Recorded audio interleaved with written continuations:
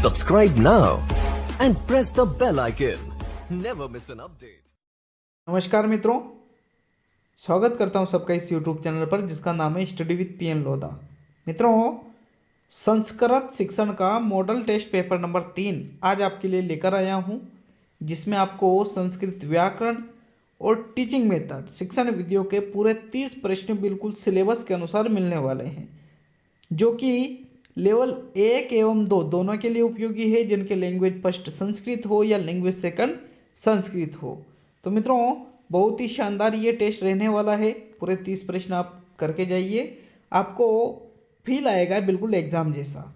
तो शुरू करते हैं इस वीडियो को। इसके बाद में आपके जो एसएसटी वाले हैं लेवल 2 वाले, उनके लिए भी टेस्ट आ रहा है, तो आप भी उस वीडियो को जरूर करिएगा साथियों। शुरू करते हैं। आपके प्रथम क्वेश्चन क्या है मित्रों? स्पर्श वर्ण है अस्ति। जो स्पर्श वर्ण है वो कौन से हैं? क च ट त प, ये रल व, शेष है और ये व रल है। तो मित्रों देखिए, हिंदी में ये व रल है तो आपके अंतस्थ होते हैं, संस्कृत में ये व रल है अंतस्थ होते हैं, शेष है आपके उष्म वर्ण होते हैं और क च ट त प आपके स्पर्श वर्ण के अंतर्गत आ जाते हैं। जो क च ट त प ये 5 वर्ग है, ये पांचों ही स्पर्श वर्ण के अंतर्गत आते हैं। अतः आपका यहाँ पर आप जो प्रथम विकल्प है पहले प्रश्न में, वो आपका सही आंसर रहेगा। प्रश्न 2 देखेंगे मित्रों। लाकृति इत्यस्य संधि विच्छेद है करणीयम। लाकृति जो ये शब्द है, इसका संधि विच्छेद आपको करना है। विकल्प है आपके सामने ल प्लस लाकृति, लिरी प्लस आकृति, ला प्लस लाकृति और ल प्लस आकृति, जिसमें अलंत लगा हुआ है साथियों। देखिए, लाकृति का अगर हम संधि विच्छेद करें तो इसका संधि विच्छेद होगा मित्रों लिरी प्लस आकृति। विकल्प नंबर 2 आपका बिल्कुल सही है साथियों प्रश्न नंबर 2 में। प्रश्न नंबर 3 देखेंगे मित्रों। तीसरा क्वेश्चन है आपके अंतरा योगे का विभक्ति बहुती। अंतरा के योग में कौन सी विभक्ति होती है? प्रथमा, द्वितीया, सप्तमी और तृतीया। तो मित्रों, अंतरांतरेण इन दोनों के योग में द्वितीय विभक्ति का प्रयोग होता है। कौन सी विभक्ति का प्रयोग होता है साथियों? द्वितीय विभक्ति का। मतलब आपका जो सेकंड विकल्प है यहाँ पर, वो बिल्कुल इसका सही आंसर रहेगा प्रश्न नंबर 3 में। मित्रों, चौथा प्रश्न देखेंगे। चौथा प्रश्न क्या है आपके? चोर भयम पदस्य विग्रह है। मतलब ये जो चोर भयम शब्द है, इसका समास विग्रह आपको बताना है। चोरस्य भयम, चोरेण भयम, चोर भयम और चोरात भयम। तो मित्रों, चोर भयम इसका जो समास विग्रह है, देखिए भय के अर्थ में कौन सी विभक्ति का प्रयोग होता है वो आपको यहाँ पर देखना है। तो साथियों, चोरात भयम ये इसका सही समास विग्रह होगा। प्रश्न नंबर 4 में आपका चौथा ही विकल्प सही रहेगा। प्रश्न 5 देखेंगे मित्रों। 5वां प्रश्न क्या है आपके? शयनम पदे प्रकृति प्रत्यय स्त। ये जो शयनम शब्द है, इसमें कौन सा प्रत्यय है और कौन सा मूल शब्द है या धातु है? शे प्लस अच, शी प्लस ऋणी, शी प्लस इन और शी प्लस ल्यूट। तो मित्रों, शयनम शब्द में आपके शी मूल रूप से शब्द है और आपके ल्यूट इसमें प्रत्यय लगा हुआ है साथियों। शयनम में कौन सा आपके प्रत्यय लगा हुआ है? ल्यूट प्रत्यय लगा हुआ है। चौथा विकल्प आपका यहाँ पर बिल्कुल सही आंसर रहेगा। प्रश्न 6 देखेंगे मित्रों। जगतात पदे का विभक्ति अस्ति। जगतात पद में कौन सी विभक्ति है? षष्ठी, द्वितीया, सप्तमी और तृतीया। तो मित्रों, जो आपका जगतात पद है, इसमें आपके तृतीय विभक्ति का प्रयोग हुआ है। कौन सी विभक्ति का प्रयोग हुआ है साथियों? तृतीय विभक्ति का। विकल्प नंबर 4 आपका बिल्कुल सही आंसर रहेगा प्रश्न नंबर 6 में। नेक्स्ट क्वेश्चन नंबर 7 देखते हैं साथियों। स्त्री शब्दस्य चतुर्थी विभक्तो एक वचने रूपम अस्ति। स्त्री शब्द का चतुर्थी विभक्ति में एक वचन रूप है। स्त्रियाई, स्त्रीये, स्त्रये और स्त्रीये। तो मित्रों एक एक विकल्प को आपको ध्यान से देखना है और जो यहाँ पर छोटी मात्रा है, बड़ी मात्रा है, या फिर जो आपके अनुस्वार है या फिर आपके हलंत वाला शब्द है, उनको आपको विशेष रूप से ध्यान रखना होगा संस्कृत में। तो स्त्री शब्द का चतुर्थी विभक्ति का एक वचन रूप होता है स्त्रीय। क्या होता है मित्रों? स्त्रीय। विकल्प नंबर 2 आपका यहाँ पर सही रहेगा प्रश्न नंबर 7 में। नेक्स्ट क्वेश्चन 8 देखते हैं साथियों। चिरम अव्यस्य अर्थ अस्ति। ये जो चिरम अव्यय है इसका अर्थ क्या है? दीर्घकालम, अल्पकालम, निश्चित काल पर्यंतम और शीघ्र है। तो मित्रों चिरम, चिरम का अर्थ होता है आपके दीर्घकालम। मतलब दीर्घकाल का मतलब क्या होता है? बहुत समय बाद, बहुत समय बाद के आप इसका अर्थ लिया जाता है। अतः आपका यहाँ पर प्रथम विकल्प सही रहेगा प्रश्न नंबर 8 में। नेक्स्ट क्वेश्चन नंबर 9 देखेंगे मित्रों। क्वेश्चन नंबर 9 आता है आपके तेज तेज में शांत होता है इत्यस्य शुद्ध है संस्कृत अनुवाद है चिनुत है। मतलब इसका संस्कृत में जो शुद्ध अनुवाद है उसका चुनाव यहाँ पर आपको करना है। तो विकल्प है आपके सामने, तेज है तेजसी शाम्यति, तेज है तेज शाम्यति, तेज है तेज शात्यति और तेज है तेजस्मिन शांतयति। तो मित्रों देखिए तेज तेज में शांत होता है, इसका अगर हम संस्कृत में शुद्ध रूप से अनुवाद करें तो वो होता है तेज है तेजस्मिन शांतयति। विकल्प नंबर 4 यहाँ पर आपका बिल्कुल सही आंसर रहेगा प्रश्न नंबर 9 में। नेक्स्ट 10वां क्वेश्चन देखेंगे साथियों। इंद्र सूक्ते प्रयुक्तम छंदो वर्तते। इंद्र की जो सूक्तियाँ हैं उसमें कौन से छंद के अंतर्गत प्रयुक्त किया जाता है? गायत्री, त्रिष्टुप, जगती और अनुष्टुप। तो साथियों इंद्र की जो सूक्तियाँ हैं उसमें मित्रों जो इंद्र की सूक्तियाँ हैं उसमें आपके अनुष्टुप छंद का प्रयोग होता है। कौन से छंद का प्रयोग होता है साथियों? अनुष्टुप। चौथा विकल्प आपका यहाँ पर सही आंसर रहेगा प्रश्न नंबर 10 में। नेक्स्ट 11वां क्वेश्चन देखेंगे। देखिए टीचिंग मेथड के भी आपके संस्कृत में क्वेश्चन आने वाले हैं तो उसको भी आपको जरूर देखना है साथियों। पठाम कह लकार है। पठाम में कौन सा लकार का प्रयोग हुआ है? लट, लिरिट, लोट और विधिलिंग। तो साथियों पठाम शब्द में आपके लोट लकार का प्रयोग हुआ है। किस लकार का प्रयोग हुआ है मित्रों? लोट लकार का। चौथा विकल्प आपका यहाँ पर सही रहेगा साथियों प्रश्न नंबर 11 में। प्रश्न 12 देखेंगे मित्रों।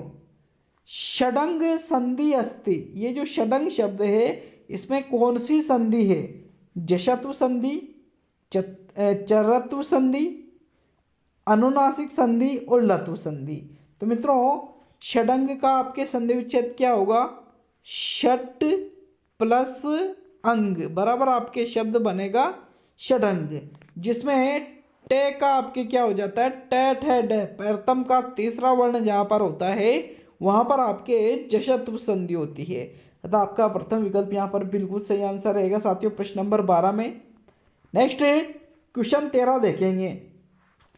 वार्तिक कस्य रचना। वार्तिक किसकी रचना है?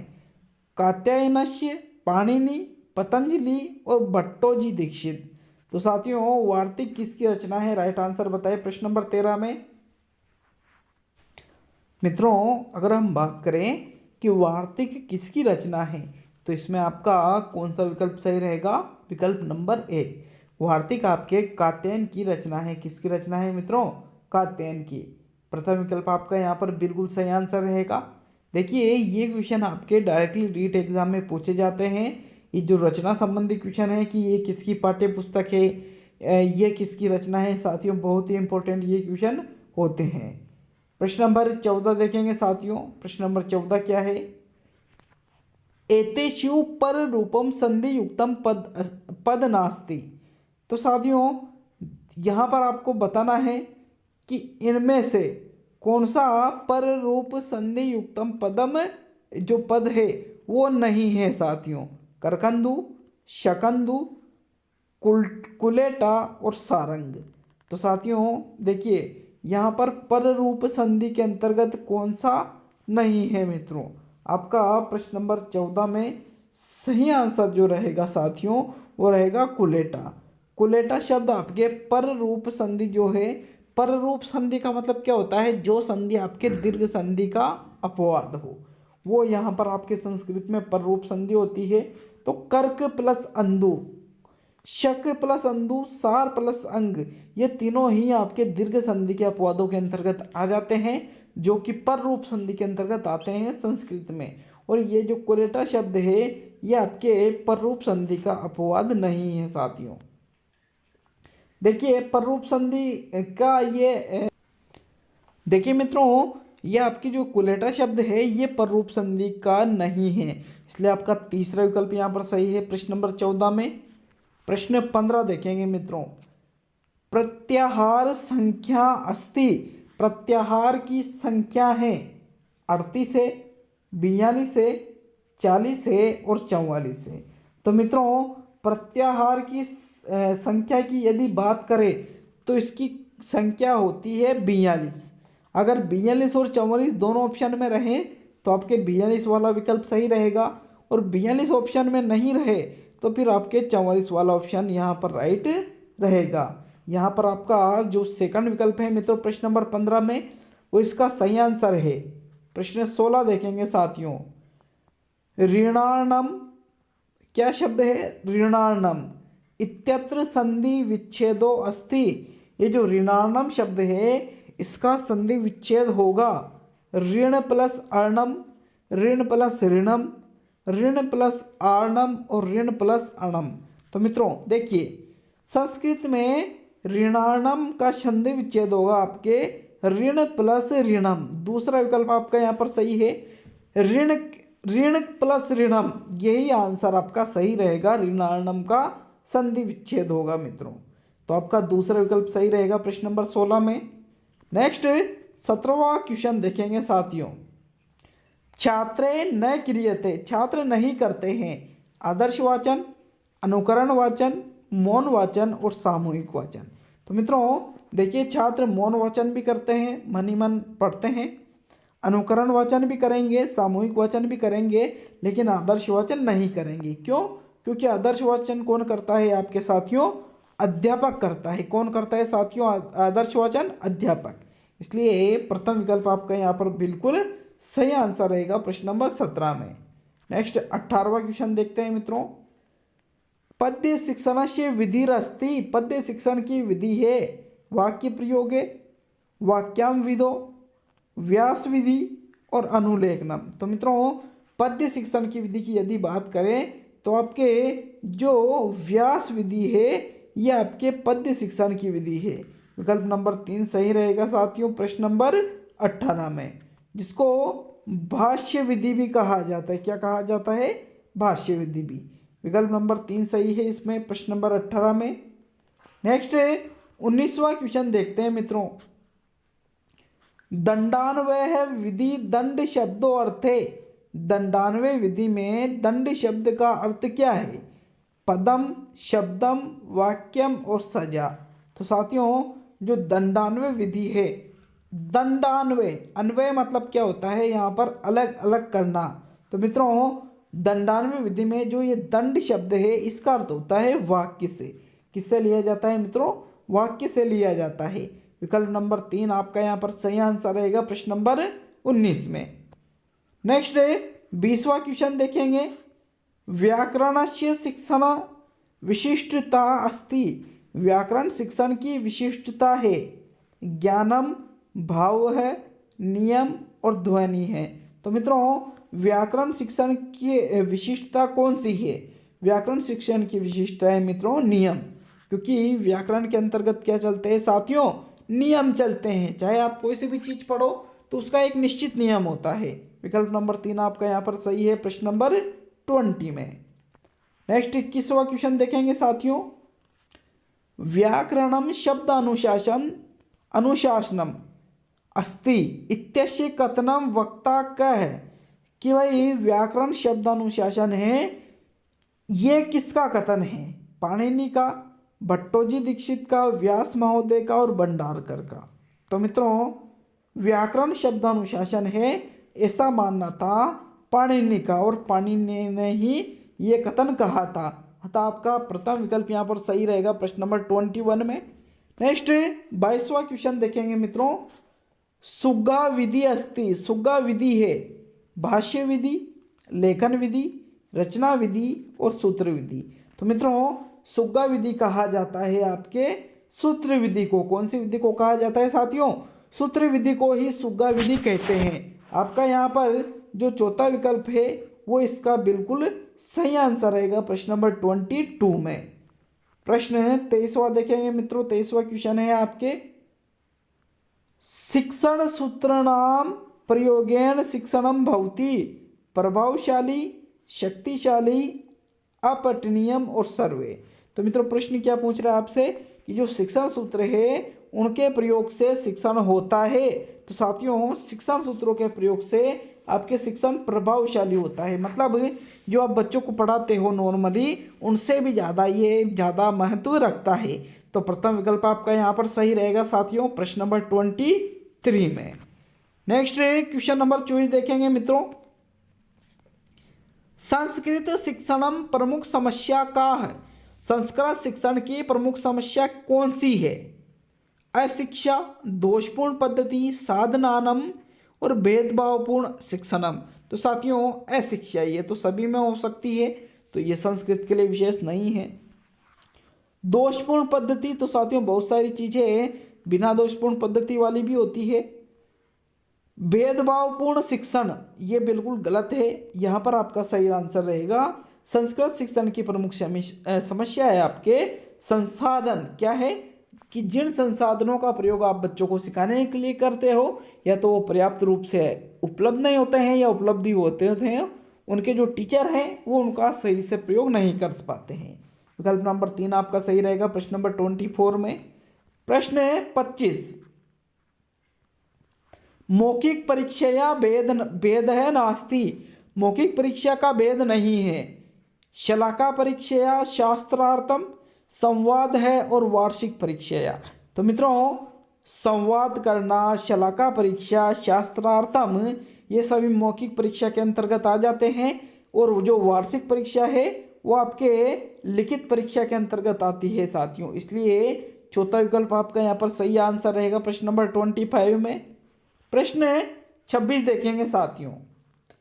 अनौपचारिक शिक्षा या है प्रकृष्टम साधनम अस्ति। अनौपचारिक शिक्षा को प्रकृष्टम करने का साधन कौन सा है? विद्यालय, परिवार, एकांत है और नगरम। प्रकृष्टम मतलब प्रकट की यहाँ पर बात की जा रही है। तो मित्रों अनौपचारिक शिक्षा को प्रकट करने का साधन है आपके परिवार। क्या है? परिवार। जबकि विद्यालय में आपके कौन सी शिक्षा दी जाती है? आपको औपचारिक शिक्षा दी जाती है साथियों। कौन सी शिक्षा दी जाती है? औपचारिक। लेकिन यहाँ पर आपका जो परिवार है वो अनौपचारिक शिक्षा का साधन है, इसलिए आपका दूसरा विकल्प सही रहेगा 26 में। प्रश्न 27। अधिगमस्य अभिप्राय भवति। अधिगम का अभिप्राय है ज्ञानस्य स्थायीकरणम, प्रशिक्षणम, अपेक्षित व्यवहारगत मूल्यम, परिवर्तनम और बुद्धि विकास है। तो मित्रों अधिगम का अभिप्राय लिया जाता है अपेक्षित व्यवहारगत परिवर्तन से, कि जो चीज़ आप बच्चों को पढ़ा रहे हो क्या उसी के अनुरूप बच्चों में परिवर्तन हो रहा है? अगर हो रहा है तो उसको ही अधिगम कहा जाएगा। प्रश्न नंबर 27 में आपका तीसरा विकल्प सही है। नेक्स्ट 28वां क्वेश्चन देखेंगे साथियों। प्रमुख भाषा कौशलानि क्रमः वर्तते। प्रमुख भाषा कौशलों का जो क्रम है वो क्या है? श्रवणम, लेखनम, पठनम, वाचनम, श्रवणम, पठनम, वाचनम, लेखनम, श्रवणम, वाचनम, लेखनम, पठनम, श्रवणम, वाचनम, पठनम, लेखनम। तो मित्रों भाषाई कौशल 4 होते हैं: सुनना, बोलना, पढ़ना और लिखना। श्रवणम, वाचनम, पठनम और लेखनम। ये बिल्कुल आप यहाँ पर इनको एक दूसरे से संबंधित करके ही सीख पाते हो मित्रों। तो आपका यहाँ पर आप जो चौथा विकल्प है वो इसका सही आंसर है 28 क्वेश्चन में। नेक्स्ट 29वां क्वेश्चन देखते हैं। तय वर्गस्य उच्चारणानि स्थानम वर्तते। तय वर्ग का उच्चारण स्थान है तालु, दंता है, ओष्ठ है और दंतोष्ठ। तो साथियों लिरे तुलसाराम दंता, इसका एक सूत्र चलता है जिसमें आपके जो यहाँ पर तय वर्ग है इसका उच्चारण दंत से या दांतों से होता है। आपका सेकंड विकल्प सही रहेगा प्रश्न नंबर 29 में। और आज का अंतिम क्वेश्चन देखेंगे साथियों, प्रश्न नंबर 30। रचना शिक्षण से सर्वोत्तमो विधि क्या है? रचना शिक्षण की सर्वोत्तम विधि कौन सी है? प्रश्नोत्तर विधि, मंत्रणा विधि, क्रीड़ा विधि और आगमन विधि। तो मित्रों देखिए, रचना शिक्षण की सबसे उत्तम प्रणाली होती है आपके प्रश्नोत्तर विधि, कि बालकों से प्रश्न पूछे जाते हैं, फिर वो आंसर देते हैं और उसके आधार पर रचना करना सीखे जाते हैं। तो प्रथम विकल्प आपका सही रहेगा साथियों प्रश्न नंबर 30 में। आज के ये 30 क्वेश्चन थे। कमेंट करके जरूर जाए मित्रों कैसे लगे आपको क्वेश्चन, और क्या आप वास्तव में 30 में से 25 क्वेश्चन सही कर पा रहे हो, तो मतलब आपकी तैयारी बहुत अच्छी है मित्रों। मिलते हैं अगले वीडियो में। बहुत बहुत धन्यवाद साथियों।